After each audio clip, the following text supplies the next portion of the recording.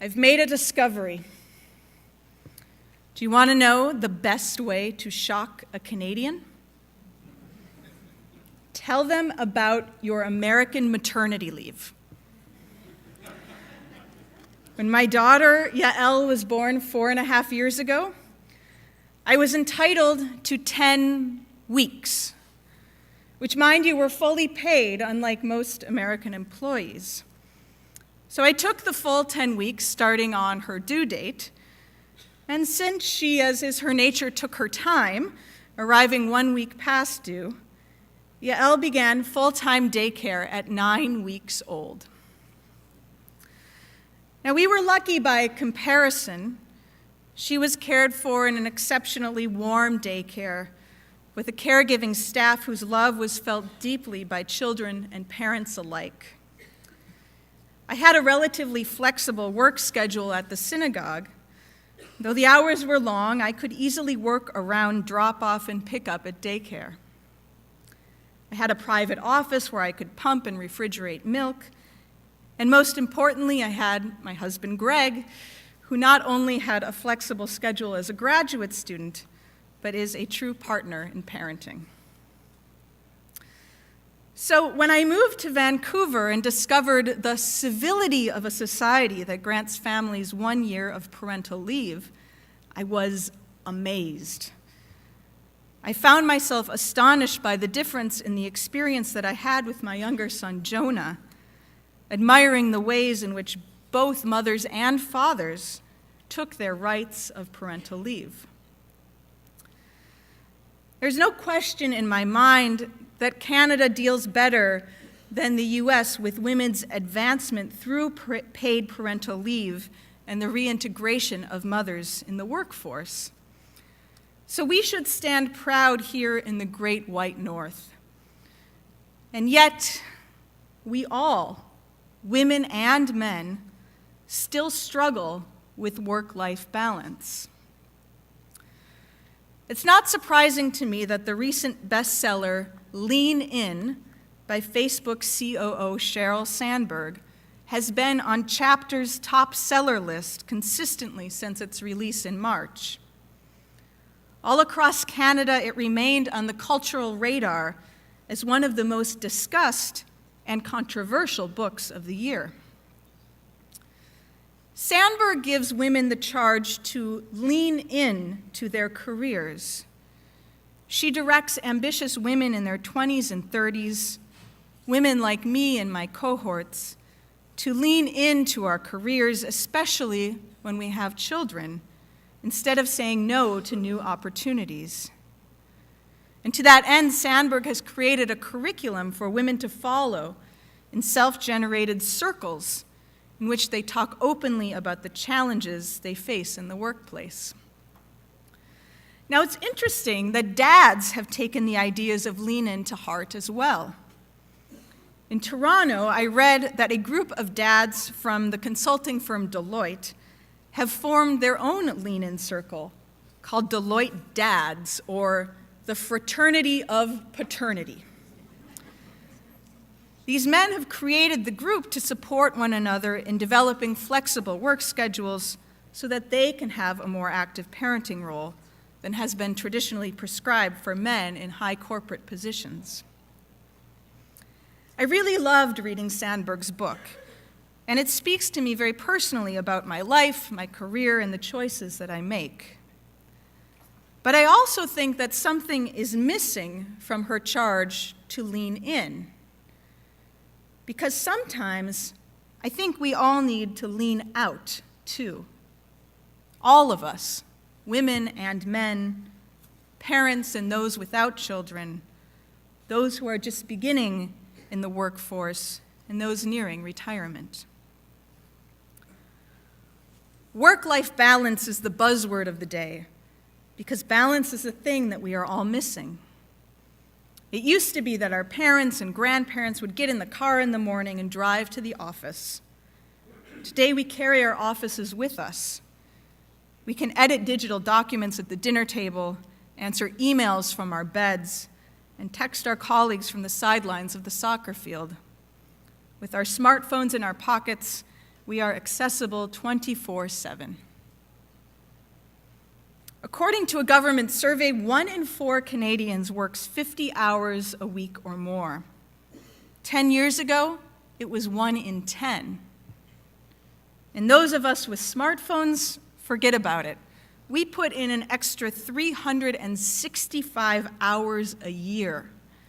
That's 15 days that we spend answering emails on our tiny little screens when we're supposed to be paying attention to our families and ourselves. And we call those smartphones. In the 21st century, our technological advances and our lifestyle changes have blurred the line between our work lives and our real lives, and it's our real lives that are suffering. I know that this is an issue that affects all of us. We feel it in our own lives, and for those here with grown children, I know that you see it in the struggle of their lives as well. And while the details of our lifestyle may be different from generations past, we should also know that we are not the first to deal with the issue of balance. It is an ancient struggle, not a modern problem brought about by a feminist awakening. If we look back to the Torah, we find many examples of leaders struggling to do right by their families and their work. And no one serves as a better example of this struggle than Moses. In Parashat Yitro, we read that Moses' father-in-law, Jethro, had to teach him how to delegate so that he wouldn't try to do everybody's jobs for them.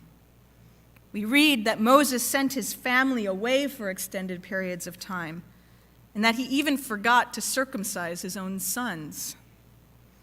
In fact, the Torah refers to Moses' family not by their names, but as Ishtecha u'shnei vaneha, your wife and her 2 sons. Her 2 sons, the Zohar teaches, because she and not Moses had raised them. In that sense, Moses is a tragic figure, one who achieved extraordinary things, but did so at the expense of his private life. Moses is undoubtedly the greatest teacher, prophet, judge, and leader in the history of our people. But as a husband and a father, Before going any further, it needs to be said, from a Jewish perspective, there's nothing wrong with working hard. Hard work and a fulfilling career are great virtues. Why else would Torah tell us that David was a shepherd and Adam was a gardener? And many of the earliest rabbis were known by names like Rabbi Yochanan, the sandal maker, and Rabbi Hillel, the woodcutter. But Torah also teaches us that losing perspective of what is important in our lives leads us to emptiness and disconnection. One of the important purposes of these high holy days is to take a cheshbon hanefesh, an accounting of our souls, to determine how balanced we are. Are we pouring too much of our energy and time into our careers at the expense of being present with our children, our partners, our parents? Are we so focused on our children's needs that we forget to nourish ourselves with our own intellectual, social, and spiritual pursuits? Do we try to schedule our children in so many activities that they have no time for the simple pleasures of childhood exploration, self-directed learning, and just plain fun? It's hard for us to find the right formula for work-life balance because, well, like kids in a candy store, sometimes we just want to have it all. And for many of us, myself included, we were raised to believe that we could have it all. The career, the family, the house, the travel, the well-adjusted kids, etc., etc. But we can't have it all. We cannot do everything within the limited hours of the day. We just can't do it, physically or emotionally. But we can achieve balance. The traditional image associated with the month of Tishrei, the Hebrew month we begin tonight, is that of a scale. On Rosh Hashanah, our deeds are weighed on a scale of judgment. When we call into our minds a picture of a scale, we see that whenever one thing is added to a scale, the other side rises in counterweight.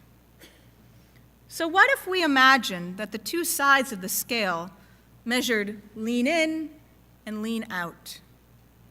We know when our lives feel out of balance, and we know when we do need to lean in or out, when we need to adjust and recenter ourselves. In the Talmud, the rabbis ask a question. Is it better for a person to be wispy and flexible like a reed, or tall and strong like a cedar? The answer is clear. Much better to be like the reed. The hard and unyielding cedar may be tall and impressive, but it is easily uprooted in a stiff wind. In the long run, it is the gentle and flexible reed that survives the storm, for it is sustained by many roots and bends in the gale. The reed that knows when to lean in and when to lean out. Judaism helps us find a balance between the sacred and the mundane, between work and rest. These high holy days are necessary times to pause from our hectic lives. Life is not a choice over work or leisure, over professional or personal. It is a delicate balancing act. A story is told of two men who were chopping wood. One man worked all day, took no breaks, and stopped for lunch only briefly. The other man took numerous breaks throughout the day, and even enjoyed a nap after lunch. At day's end, the fellow who had worked continuously was upset to find that the break taker had chopped far more wood than he had. "I simply don't understand it," said the first guy. "Every time I looked up, there you were, sitting down." The other fellow replied, "Well, I guess you didn't notice. Every time I took a break, I sharpened my axe." I believe wholeheartedly that we as Jews have in our arsenal what is perhaps the very best axe-sharpening device around, Shabbat. Divine wisdom tells us that we cannot be productive 24 hours a day, 7 days a week. It urges us that when the sun sets on Friday, or when services begin, or when it is time for Shabbat dinner, that no matter where we are on our list of work to get done, we stop. It's when we sharpen our axe. Finding life balance through Shabbat, through experiencing Jewish living with meaningful observance and connection to community, is so important. Work-life balance is not a zero-sum game.